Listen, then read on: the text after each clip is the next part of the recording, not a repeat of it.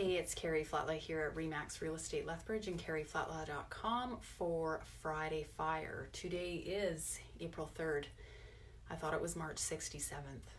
March was a really long month with the pandemic. So I want to talk about something not related to the pandemic today. Isn't that exciting?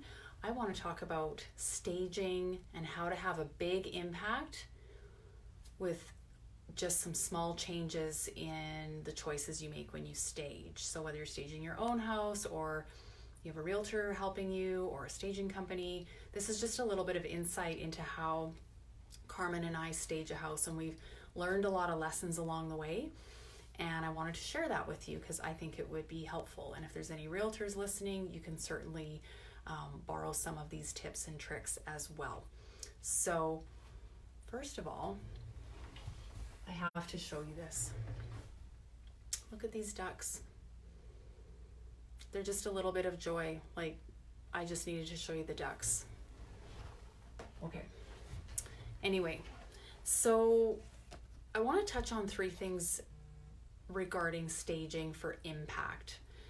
First of all is grouping items together to tell a story rather than trying to cover every square inch of space in the house. So you may have rooms in the house that you don't stage at all. For example, some rooms in a basement, you just might decide to leave those alone. The main rooms of the house that you want to create visual impact would be for sure your kitchen and your main bathrooms on the main floor and the master bath. Bathrooms and kitchens really help sell a house. That is where a lot of the cost is in the house in terms of the finishing and the type of cabinets and sinks and hardware and flooring. That is where a lot of the money is spent in the house, in construction or in a renovation. So you want to draw the eye into your kitchen. If it's an open kitchen with a dining room, you want to draw people into that space where they might eat every day. People tend to congregate around the kitchen. We don't really live separately anymore with kitchen in one part of the house and a private dining room in another part of the house. We just don't see that anymore. So you want people to walk into the home and feel like this is a kitchen I can see myself hanging out in, entertaining in, eating with my family in, that kind of thing. The bathrooms matter because, again, lots of money is spent to make a bathroom nice, right? With all the fixtures, the tile work, that kind of thing. So spend your time and money on those areas if you're on a budget, and use groupings of things. So just putting a few little things everywhere in the house does not have a lot of impact. You're better off leaving a room more bare and using more things in one room and creating like a grouping. So a dining room table with really nice place settings and a centerpiece, that will draw the eye. But if there's just a lonely table off in the corner and then a few other sparse things scattered around the kitchen and dining area, it just looks lonely and unloved, and it doesn't create the same emotion.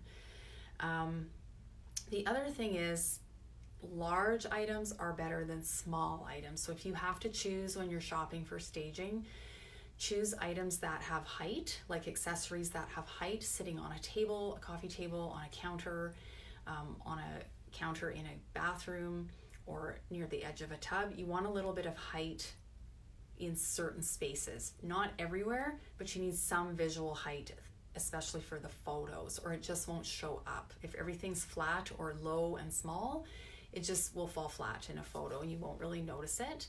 And it will also create confusion visually because you won't know what it is. So for example, a centerpiece on a table, you want it to be higher than just something low and flat like a wreath. You're better off having like a very tall piece, like some wide candles, or a dish that is shiny and has height and depth to it with fresh fruit in the dish, or flowers or something like that. Lots of height is important. If the accessories you're using are too small and they're sitting by themselves, like one or two mugs sitting on a counter and they're small, they'll look a bit odd in the picture. They'll just look like clutter, or someone forgot to put them away.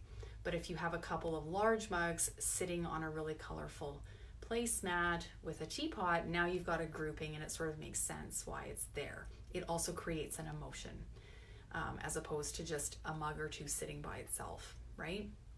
So you're sort of thinking in terms of a vignette or a story that you're trying to tell.